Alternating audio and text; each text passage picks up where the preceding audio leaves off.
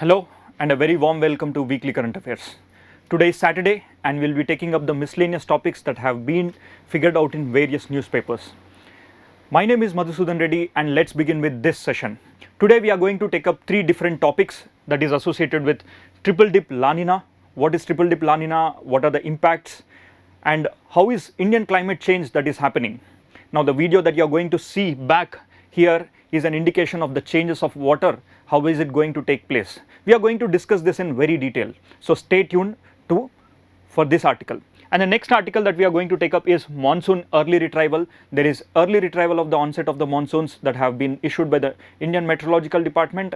So if these kind of notifications or these kind of articles come into examination, how the government changes in terms of its functionary, we should also look into those aspects. We'll be taking up, and we'll also be understanding the early retrieval, why it is happening. And next, another article that has been figured out in the newspaper is the moonlighting. Now what is moonlighting? What are the impacts? What are the legalities? We are going to discuss in very detail.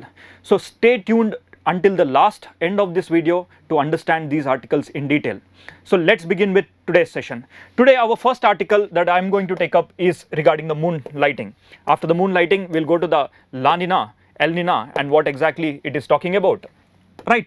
So the first article which has been figured out in various newspapers, and one such term which is in news and circulating is the moonlighting. If you know the term in the definition of the moonlighting, please do comment in the comment section. And if you also do have any doubts, what you can do is just post it in the comment section. We will address it for you. Right. So let's begin. Here it is said that the Wipro, one of the giants of the IT company, has fired around 300 odd people from their offices. Now the major reason citing for that kind of firing is the term called moonlighting. So firstly, let us understand what exactly is the term moonlighting refers to. Suppose you are an employee and working in one particular office on a full-time job, and if you also want to work in another office at the night time, that means you are working at two different places. So usually the secondary job which you are doing is nothing but a job which is nothing but you are doing in addition to an first job. So these kind of two jobs, when you are working in one office and doing a job in other office, that is your moonlighting. And moonlighting in simple term refers to the practice of taking up secondary job after a regular working hours. Now is it legal? Is it ethical? What are the rules and regulations that I have mentioned in various acts that we have to know for the examination purpose? Right. Now this secondary job is taken without an employer's knowledge. Here moonlighting is called only when the employer don't know that you employee is working in a different company. That means you are taking revenue from both the companies. Now let us quickly understand from where this term has evolved. See, the phrase has become very well known when the Americans began looking forward for a secondary job when they already had a first job, and that's when this phrase became very famous. Post that, in the recent times when the COVID came up, it is during COVID times, many online companies or many IT companies, they have given the work from home options.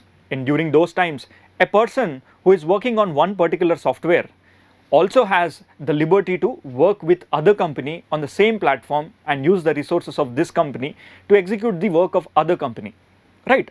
So these are some of the things that have been in news, and Wipro, the chairman, said that this is completely cheating, unethical activity that you are going to do. Right.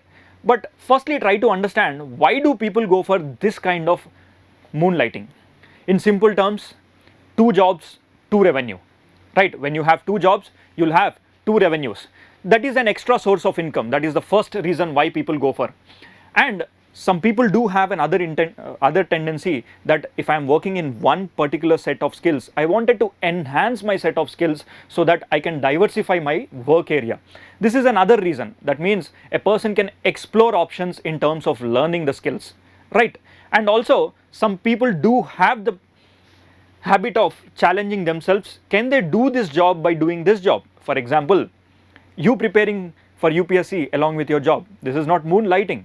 But when you do another job with the present job, then it is moonlighting. So some do have the challenging aspects that when they are working in one place, they also wanted to work in other place for skills or for challenging themselves. But at the end, it is the revenue that comes into picture. Do you really are in the ethical note or in an non-ethical note, right? Now let us try to understand the arguments in favor and against the concept of moonlighting. So if you are in favor of the moonlighting or against the moonlighting, please do comment in the comment section, right? So first let us try to understand the negativities of the moonlighting. See, for example, you are an employee and you are employed in a company. The company always wants 100% from that employer, right? If that 100% is not given, don't you think that the employer is paying the complete salary but the work is not being received?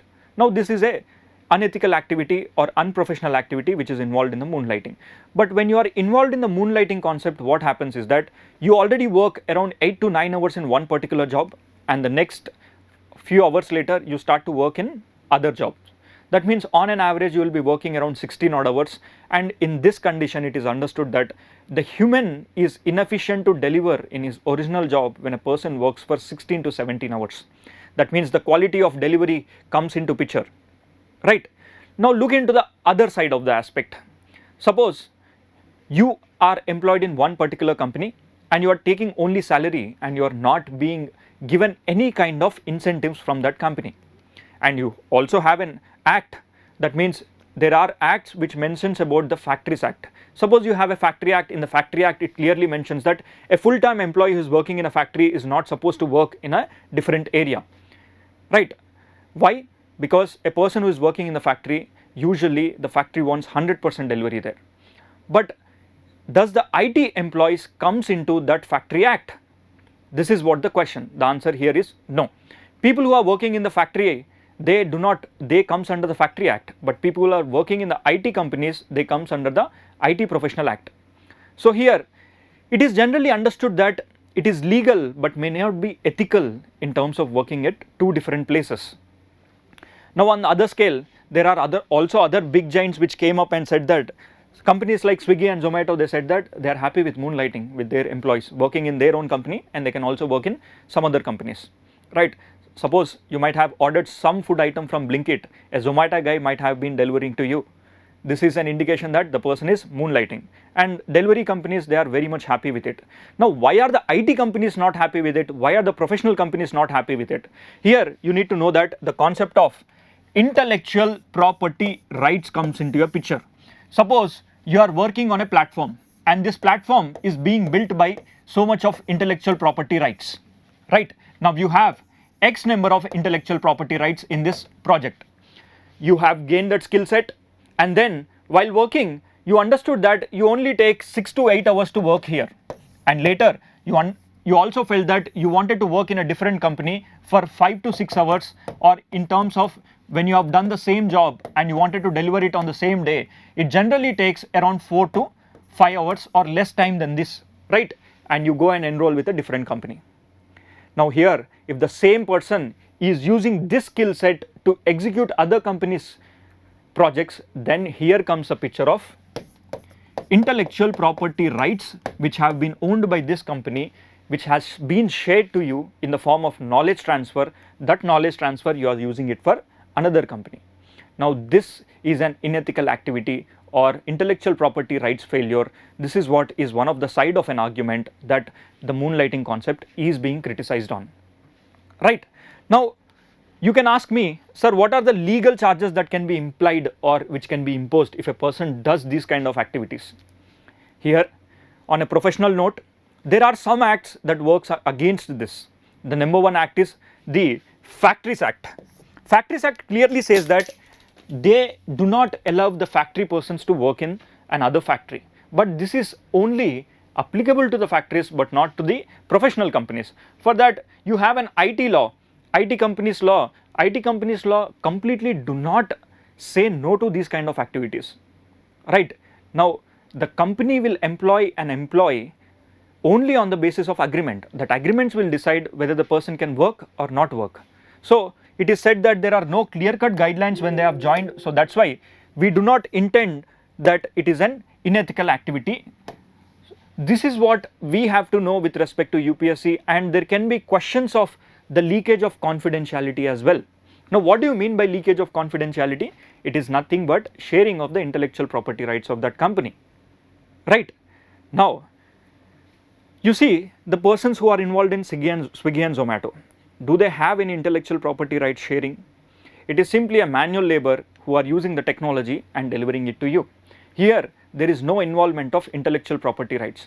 But you have learnt a skill in one of the software company by their training methods, and then night time you wanted to use this training skills in some other company and get a revenue and also get the social security of this company as well and another company of social security as well. So here comes the conflict. So this conflict need to be addressed. So here for our examination, this is an ethical dilemma. Legal but ethical concepts can be introduced here. So this is what is in news. The mostly for preliminary examination, it is the term which is very much important for mains examination, the analysis as well as the some basics of conflict redressal mechanisms. Now coming to our next article, here see, these are newspaper articles which have been published in the Hindu newspaper and Indian Express newspaper as well. How climate change is altering Indian monsoon. This has been article which has been published around 4 to 5 days before, Monday or Tuesday, which said that our monsoon has been changing its dynamics. Now how is it changing? It is said that it is very much evident in the current time period. If you are somewhere in the North India, you might be witnessing the rainfall, and that too, this is the month of September. Today is September 24th. This is unusual rainfall which we generally don't see, and you are being impacted because of this kind of climatic changes. Now these unusual rainfalls are bad for the farmers. They will be expecting rains little later. Now it is almost yet the time for harvesting of few crops. During the time of harvest, mostly the crops do not need this kind of rainfall, and it is also the time period when the retreat of the monsoon should start from India, where the southwest monsoons move little southwards and the northeast monsoons come little southwards. So this onset in today's time period, it has been advanced by at least 8 to 10 days. 8 to 10 days of advancement is something very big in the Indian meteorological terms. Now how is this going to impact? Let us see. In the recent times, you might have heard that last week or so that there are floods in the Bengaluru, right? Now in this context, there is another article which is talking about there is northeast monsoon which has been onset. ये जो onset है 8 to 10 days, it has been advanced, and Chennai, the city which is lying on the southeast coast of India, receives rainfall in the month of October and November. Bengaluru anyways has seen its plight with respect to floods, but what is Chennai has to do with this upcoming rainfall? Here it is said that let Chennai be saved from the Bengaluru style of flooding. Now what is this article talking about? That Chennai, which will receive rainfall from 2 dimensions, what are these 2 dimensions, are very much important for our examination. Let us quickly see the reasons behind the Chennai rainfall and the double whammy of Chennai.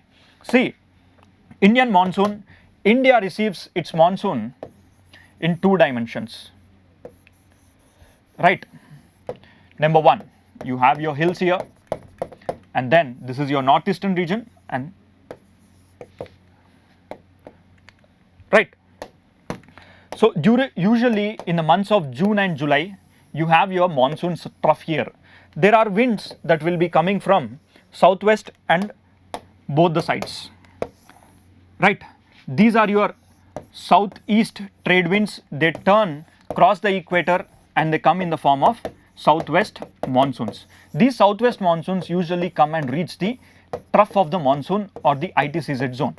And here you have Tibet. This Tibetan region is a plateau. On an average, it is 4 kilometers above sea level, right? So here you have to understand that this is the monsoon trough. It is present in the month of June. It will be on the northern part of India. But when you come to month of September and October, what happens is that the same monsoon trough will start to be present little lower. Where is it present? It will be present somewhere here. That means when you come into the winter season by the month of January or February, the monsoon trough will be somewhere in the southern period, and here the winds will start to retreat back. What is this called? Retreating monsoon. When the winds, that southwest monsoons which were present almost on the Himalayan belt, they will start to go backward, and then there are other winds that are advancing from the northeast side, right?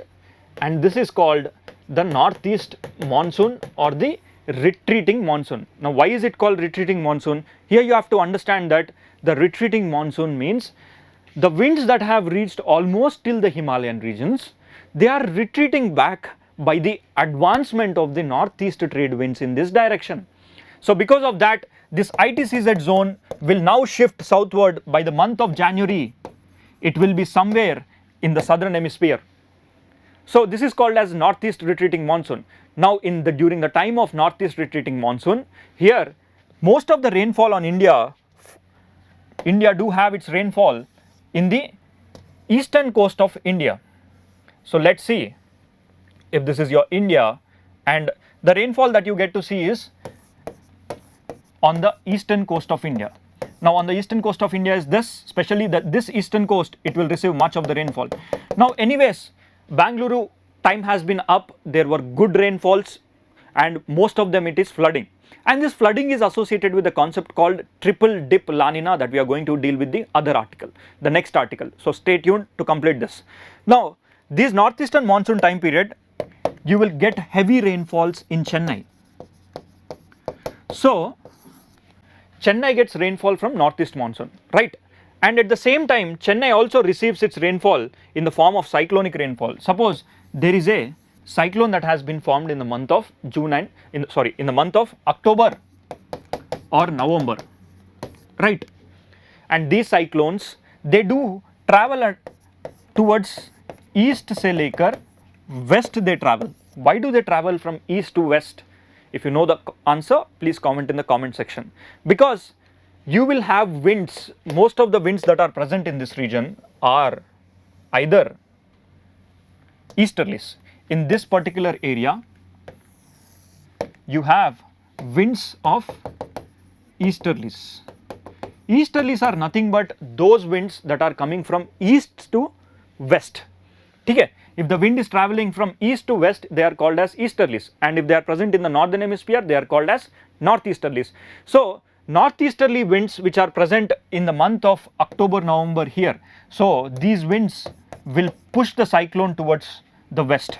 So ultimately the cyclone will come and hit any of the coast on the eastern side. So this cyclone being a very large water mass area, it will bring rainfall even to Chennai as well. Okay? It will bring the rainfall to Chennai, it will bring rainfall to the eastern coast of India, and usually the Sundarbans is considered to be the capital city of this cyclone. Now Bangalore lessons we have learned. Now these articles talks about in the next month or so there is going to be intense cyclonic activity which we will see in the Bay of Bengal, and also this cyclonic rainfall along with the northeastern monsoon rainfall, this northeastern monsoon rainfall, especially the cities, the biggest city on the east coast of India is Chennai. Chennai from the year 1990 to 2020, this city has grown ninefold. Okay, this city has grown ninefold. Now what does this mean? Earlier the size of the city was this, but the size of the city has grown into 9 times within a span of 20 to 25 years. By this indication, all the wetlands that are present in the city of Chennai, they have been filled with concretes because too much of concretization that has happened. So Chennai every year it gets flooded. One reason it is because of the northeast monsoon. The second reason it is because of the cyclonic activity. Now is the city of Chennai that is ready to face the upcoming flooding season? What lessons do we need to take from the Bangalore flooding? This is what the article talking about, right? And the article also says that there is going to be intense northeast monsoon season along with the concept of El Nino La Nina conditions. India is currently in the La Nina condition time period, and this is the longest La Nina time period in the last century or so. So now what do you mean by this La Nina time periods? La Nina time periods are nothing but those time periods when there are cold water which are very, very intense and present in the Pacific Ocean. Those cold waters in the Pacific Ocean are impacting India. But how are these waters which are present in the Pacific Ocean impacting the climate of India? And they are increasing this northeast monsoon intensity, as well as they are also increasing the flooding kind of situations in India. Now most of the floods this year are associated with the concept of La Nina. Now what is this La Nina? Let us try to understand. Now on a similar note, you also see a different article that has been present in the newspaper here. It talks about there is a triple dip La Nina that is present in the Indian conditions. Here this is an Indian Express newspaper article which talks about that the triple dip La Nina. La Nina refers to an ENSO. ENSO matlab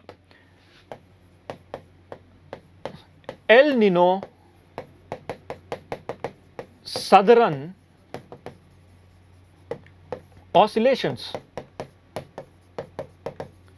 This is called as El Nino Southern Oscillations. Now what do you mean by El Nino Southern Oscillations? See, for some time forget this word. What do you mean by Southern Oscillations? That means in the southern hemisphere somewhere there are some oscillations that are going down. Now what is these oscillations? It can be temperature oscillations, that means at times the temperature can be up and at times the temperature can be down, and this is being reversed, that means it is oscillating, right? This is called oscillation. Now there are temperature oscillations, there are also temperatures of the water oscillations, and at the same time there is also wind oscillations. All these oscillations which are happening in the central part of the Pacific Ocean are impacting the Indian monsoons as well, and it is said that this has been the impact and it led to the triple dip La Nina. So before you understand this, you first need to understand the concept of ENSO. Okay? ENSO, that is El Nino Southern Oscillations, can be studied in the form of El Nino and La Nina. Now what are the different conditions that are present in these two? Here you need to know. See, El Nino, La Nina are the principles which are mostly associated with the language of the Chilean and the Peruvian coast. Okay? Portuguese or Latin American language. Here El Nino has the conditions of warm water. That means there is warm water in the Pacific Ocean. Usually the waters of the Pacific Ocean are cold. Let me show you firstly the waters of the Pacific Ocean. Right, the waters of the Pacific Ocean, this is your Pacific Ocean. This particular water which is cold on a normal terms. Usually the water near to the Peruvian coast, it is cold. This cold water, while they travel, they bring in fresh nutrients onto the west coast of Peru. So fresh it is, there is so much of fisheries ground. Whenever you find this cold water coming up, while they come up, they bring out so much of nutrients. When you have that kind of nutrients, and slowly you will have good fisheries here. But in the times of summer in the southern hemisphere, at times instead of cold water that is present here, the same water will turn out to be warm. When they turn out to be warm, the fishes won't be present there as they are present in the cold water current season, and that is when people who went into the fishing, they say, oh child Christ, there are no fishes here. It means to say that the child Christ is other name of El Nino. Okay? El Nino means instead of the cold water you have warm water.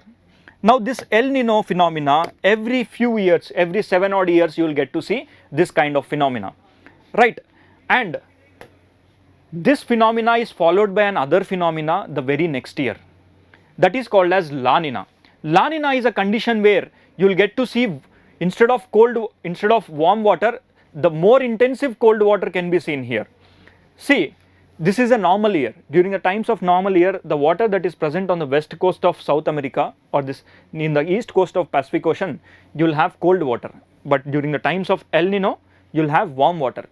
Now La Nina year is nothing but whenever you have this cold water, very intense cold water, that condition will bring good amount of rainfalls to even India, and they will have good fishery grounds as well. So El Nino, it has a phenomena of staying for maximum 1 year, but La Nina can stay. La Nina is in a normal year, it gets intensified. So here you will get to see it can stay for 2 years also. This condition can stay for 2 years also. Currently this year is also a La Nina year, and this is the 3rd year that is going to experience the La Nina conditions. Now when you have La Nina conditions for the 3 consecutive times, then it is called as triple dip La Nina. But here you need to understand how is this triple dip La Nina which is impacting the Indian monsoon system and intensifying the climatic changes phenomena, for which you need to be very much clear that the ocean water that is present, the ocean water will not stay at one single place. They move out in the form of currents, and these currents can move either in the form of cold water or they can move in the form of warm water. Either they can move at the surface or they can go deep into the ocean water. That means they can be deep water. The movement of these water is completely relied upon the topography, also the movement of the wind, as well as some frictional forces along with a factor of Ekman transportation as well. Now topography plays a major role here. What kind of topography will it play? Here you need to know that the topography here is a major role that plays.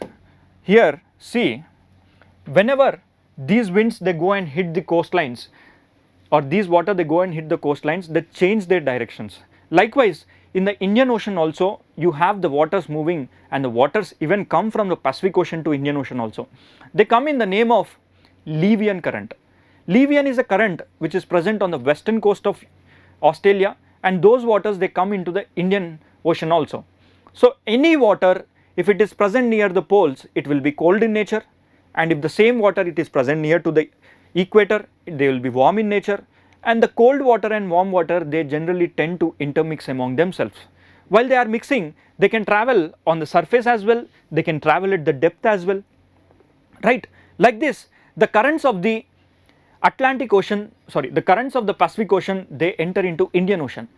That means any changes in the Pacific Ocean will also impact the Indian Ocean. And you already know the monsoons in India, they do come from the southwestern region. 70% of the rainfall to India comes from the southwest monsoon season, but only 20 to 30%, around near about 20% we get rainfall from the northeastern region. Now this southwest monsoon, when they come, they bring out winds from the southern hemisphere. They do get the winds of the southern hemisphere, that too in the Indian Ocean. यहाँ पे जो any changes that you get to see here in the southern hemisphere, in the Indian Ocean as well, it is the moisture that has been evaporated, and then they come to India after crossing equator. Why do they come to India? They come to India because there is a low pressure system that has been set up. Now let me show you the Luvian current. What is it? Here Luvian current is nothing but the waters of the Pacific Ocean, they are entering into the Indian Ocean, right? The waters of the Pacific Ocean, they are entering into the Indian Ocean. Now this current is Luvian current. This Luvian current, at times it can be warmer, it can be colder. Now this exchange of water will lead to the temperatures in the Indian Ocean as well. When you see these kind of temperature changes in the Indian Ocean, you will simply get to see so much of changes in the atmospheric phenomena. Here you need to understand that the conditions of El Nino and the conditions of La Nina are changes that are happening within the ocean and also in the atmosphere of the air. So any changes that you get to see in the atmosphere, you will also get to see changes in the ocean as well. So let's see what exactly is this El Nino and La Nina coming up with. On a general basis, you know that normal year the temperatures are very normal, and on the here the kind of winds that are present on the coast of South America is easterlies. When there are winds that are traveling on the easterlies, that means winds are coming from east to west. When they are coming in, this cold water is uplifted, right? And the next year there is too much of warm water here. Now the article here says that this particular normal condition which is intensified, that is usually you have cold water here, but now during the times of La Nina you have extreme cold water. This extreme cold water will start to move in the direction, and then they also enter into the west with the help of the Luvian current. They also enter into Indian Ocean. In the Indian Ocean again there is a concept called Indian Ocean Dipole. Indian Ocean Dipole is a time period when, if this is your India, it says that and this is your Africa. Okay, just imagine if you have warm water here and if you have cold water here, this is the positive for India. Okay, if you have warm water here and cold water here, now this is a condition which is in the Indian Ocean, it is positive for India. During the time of positive Indian Ocean Dipole, you will get good rainfalls to India. Okay, very good rainfalls to India. But see here, At the time of the El Nino conditions, I said the water in the Pacific Ocean will be warm.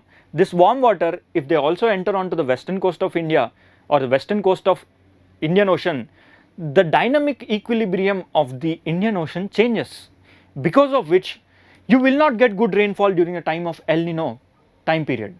But see here, during a time of La Nina, that is normally your intensification itself is La Nina, here whatever the conditions you see here, you will get to see the same conditions in an intensified manner in the La Nina conditions, which is the present conditions.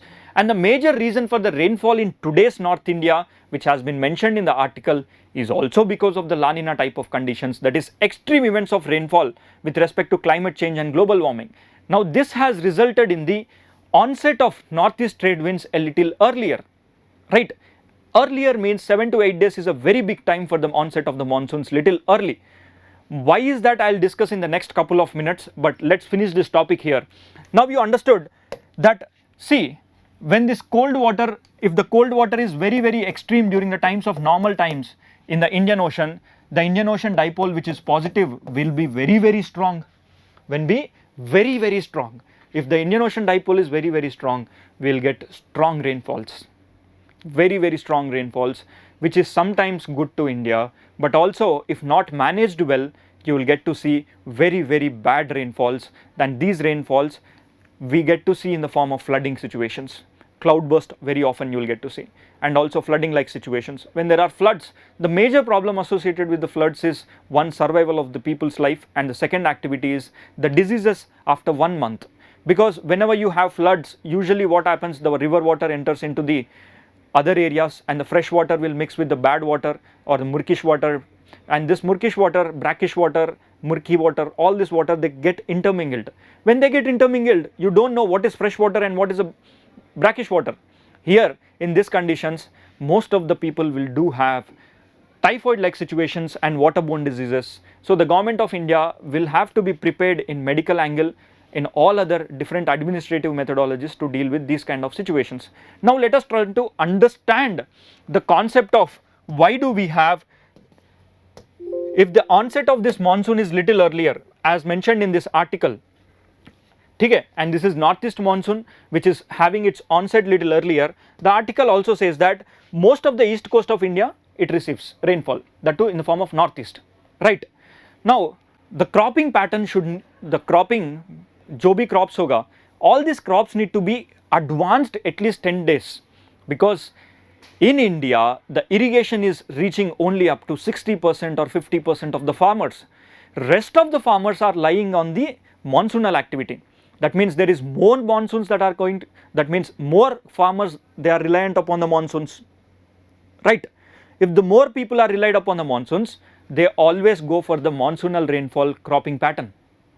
Now all the crops need to be advanced at least 7 to 8 days in advance. That means the government of India should start to disperse the seeds in advance, and the APMC mandis, they have to schedule their cropping the harvesting methodologies in advance. The Ministry of Finance, the Ministry of Agriculture, they need to change lot of administrative changes. Along with this, the disaster management calendar, which usually follows a standardized calendar, that need to be advanced. The district magistrates, all over, overall entire machinery that has been put forward for the crisis management, that need to be put on their toes. Along with that, the economic budget plans that have been thought of, that this year is going to be a good reaping agricultural inputs or agricultural outputs this year, now that need to be calculated as well. The Fasal Bima Yojana, the funding, the machineries, overall you will get to see lot many changes in the coming administrative changes. So here is, this is the significance of these kind of articles. Now mostly in the preliminary examination, the kind of questions, if at all an examiner can have the possibility to ask, they might be asking about the phenomena of the El Nino and La Nina. Now there can be questions framed in the mains examination in various different angles. It can be, they can ask you the principles, because these days itself the geography has turned out to be very technical paper in terms of asking the principles behind them. Technicality in sense, they are asking the principles here, right? and these principles, they can be understood by understanding the concept, which is very, very easy to write. But the impact of the El Nino on the monsoon, or the impact of the El Nino on the Indian economy, or else the changes that have been seen or the adaptations that you have made with respect to the conditions of El Nino and La Nina. Now these are some of the areas where we have to look forward for, and also the changes of the cropping pattern that are associated with the El Nino and La Nina. So India has been seeing this El Nino and La Nina for centuries, but the intensity of this El Nino and La Nina in the recent times have been increased. It is generally said that the intensity has been increased more number of times, and this year it is going to see triple dip La Nina, right? But before I go any further, I wanted to ask you one question. When do we get to know this year is an El Nino year, or when do we get to know this year is a La Nina year? At what time period? How much advance time period पे हमें जानने के लिए मिलेगा? Is it 1 month, 2 month, 3 month, 4 month, 5 months, 6 months? The answer here is somewhere around 6 months time period. You will already get in advance to know that this year is going to be an El Nino year. This year it is going to be a La Nina year. Now how do we know 6 months in advance before? It is because, see, when you have summer in the northern hemisphere, you will have winter in the southern hemisphere. El Nino is a phenomena, or the La Nina is a phenomena where you will get to see in the southern oceans, that means in the southern Pacific Ocean and the equatorial Pacific Ocean, which brings some changes in the Pacific Ocean of the north and some changes in the Indian Ocean as well, right? Here you will get to see this kind of changes in the months of December itself. Early onset of the December or January or February, you will get to know, because usually it is summer here, and during the times of summer, what happens at times, instead of a low pressure system that need to be developed at Australia, there will be a high pressure system that will be developed. High pressure means on the west coast of Australia, you will get to see some cold water, right? The temperatures which are being calculated at the two ports, that is Tahiti and Darwin, in the months of Jan, Feb and March.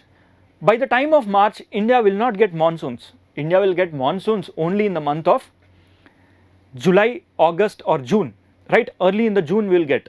That means, will we get good rainfalls in the June? We will get to know in the month of February itself. Why? In the months of February, we will know the temperatures of the water here.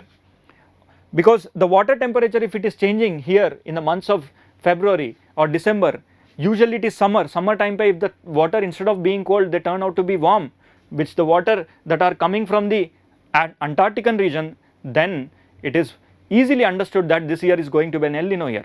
Now this is the month of September, and we are estimating that next year is also going to be an El Nino year, sorry, La Nina year. That means we are going to see some good rainfalls, not just this year, in the coming year also. That means we can go for the crop predictions and go for some water intensive crops, or else the government of India can plan accordingly with respect to the soil health card as well. And also Har Ghar soil test. This is the program that is run by the Indian government as well. They are going to every farm field and they are checking the soil test.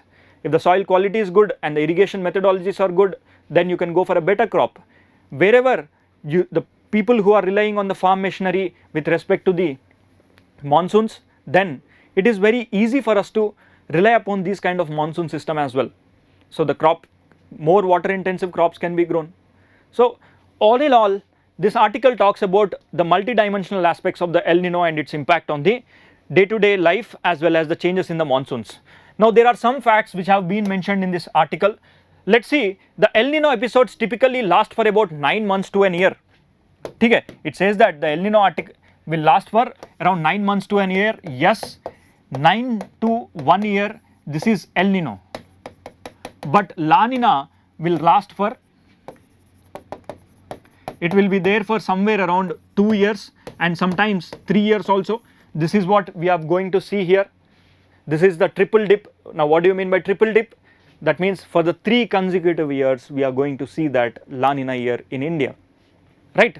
And the second fact, in the recent years, the El Nino of 2015, which is spread over 19 months, but this La Nina has crossed this time period, right? Now the biggest La Nina conditions in the last century or so, it is this year, right? And the next fact that have been given in this article is, having started in the September 2020, this La Nina is started in the September 2020 and it has prevailed for the last 24 months and looks set to continue for another 6 months and thus been classified as triple dip La Nina, right? It is now considered as triple dip La Nina. Why? 3 years. Now lastly, however, El Nino and La Nina events are not major images of each other, they are different in length and strength. Now these kind of points can be the preliminary points which can be asked in your preliminary examination, right?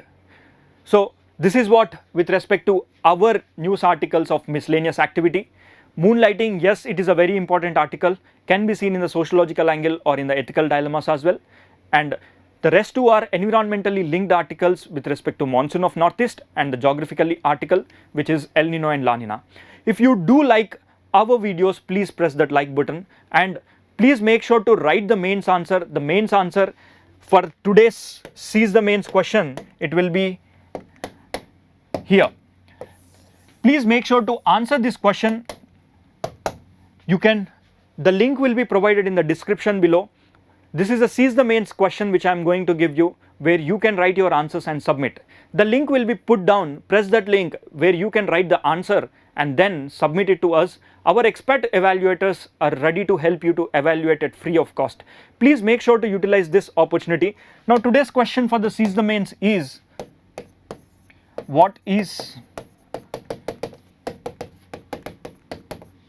triple dip La Nina?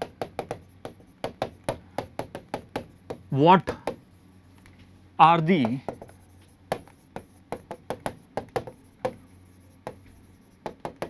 socio-economic impacts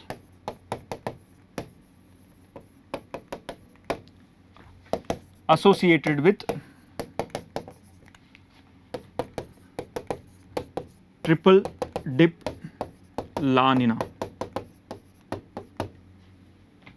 Discuss. And you can write in 250 words, right? You can write in 250 words. Please make sure to utilize this opportunity and do write your answers and submit down. So our expert evaluators will evaluate. And thank you. See you in the next week with more miscellaneous topics which are most relevant for UPSC. Thank you and see you guys.